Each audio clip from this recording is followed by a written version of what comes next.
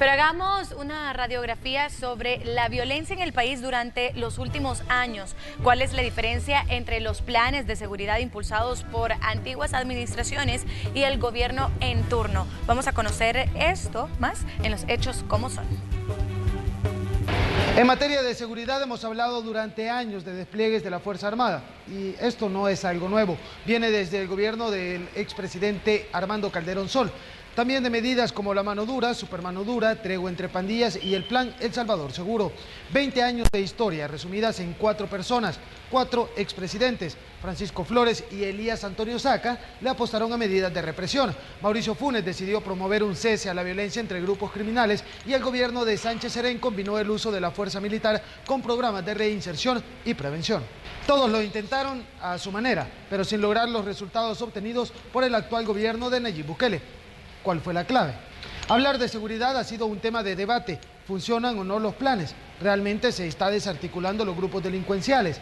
¿Cómo erradicar la violencia en un país donde el conflicto interno parece no acabar desde la década de los 70?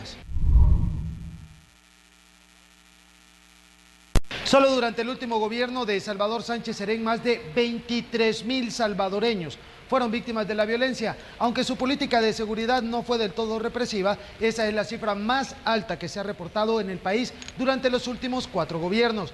Comparemos. El conflicto armado interno dejó al menos 75.000 víctimas entre muertos y desaparecidos. En los últimos 20 años, estadísticas indican que más de 71.000 connacionales perdieron la vida. Y al hablar de los desaparecidos, hágase una idea, pensando en que el año pasado se reportaron al menos 3.500 y en 2017 fueron al menos 3.440 reportes de desapariciones. Solo ahí ya se habría superado las víctimas de la violencia durante el conflicto armado. Ahí entendemos por qué, aunque los cuerpos de seguridad intentan negarlo, en las calles siempre se susurró que la guerra nunca acabó en realidad. El Plan Control Territorial comenzó 13 días después de la toma de posesión de Nayib Bukele.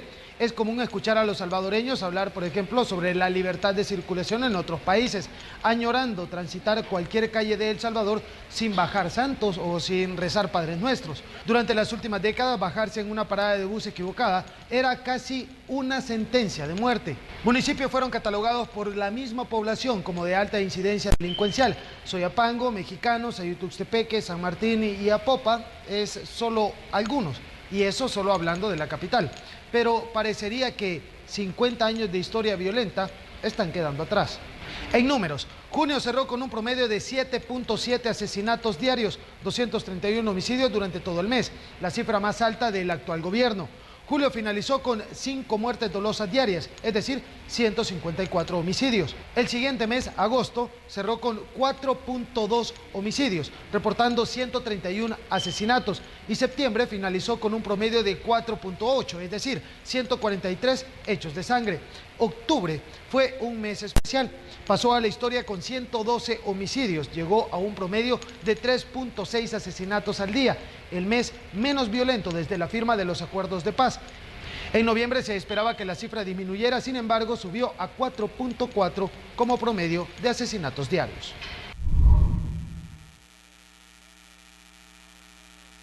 Desde el mandato del expresidente difunto Francisco Flores, la seguridad ha sido una de las principales ofertas en campaña, pero las medidas no tuvieron el éxito que probablemente esperaban. Al contrario, agravaron el problema, lo profundizaron y enseñaron a los grupos criminales sobre política y organización.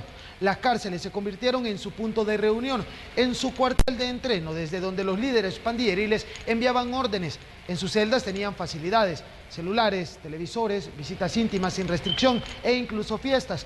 Poco a poco se fue cerrando el campo de movimiento, pero adiestrados buscaron formas de continuar ejerciendo poder. En los últimos meses se incautó en varias requisas más de 2.000 huilas, mensajes cifrados con órdenes específicas hacia el exterior. En las comunidades, el gobierno le apuesta a la prevención a través del Plan El Control Territorial. Zonas marginales tienen una esperanza de ver el desarrollo local, explotar la creatividad y hacer gala del talento de sus jóvenes. La apuesta es que por medio de estas iniciativas, la juventud no verá en las pandillas un medio de sobrevivencia. Se han reforzado los equipos utilizados por la Fuerza Armada y la PNC para que las autoridades tengan mejor capacidad de acción. Las extorsiones continúan siendo un reto. Miles de salvadoreños sufren este flagelo.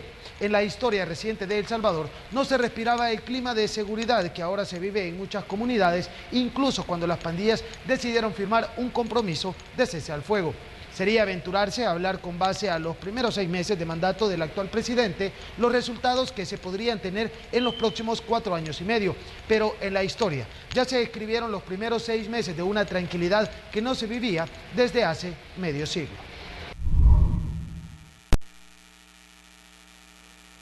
Durante el último quinquenio se han destinado al menos 2.190 millones de dólares a tareas de seguridad.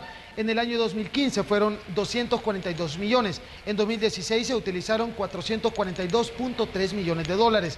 443 se utilizarían en 2017 y en 2018 se aprobaron 416 millones que en su mayoría fueron destinados a labores policiales, penitenciarias y de prevención. Para el próximo año, para 2020, se invertirán al menos 447 millones de dólares, pero todo esto incluido en los presupuestos generales de la nación. Es de recordar que desde 2015, 48 diputados de la Asamblea Legislativa aprobaron una propuesta de aporte especial a las telecomunicaciones. A la fecha, más de 250 millones de dólares se han recaudado y aunque se pretendía que la medida sería temporal, se continúa efectuando el pago del 5% como impuesto. Y estos son los hechos que usted debe conocer.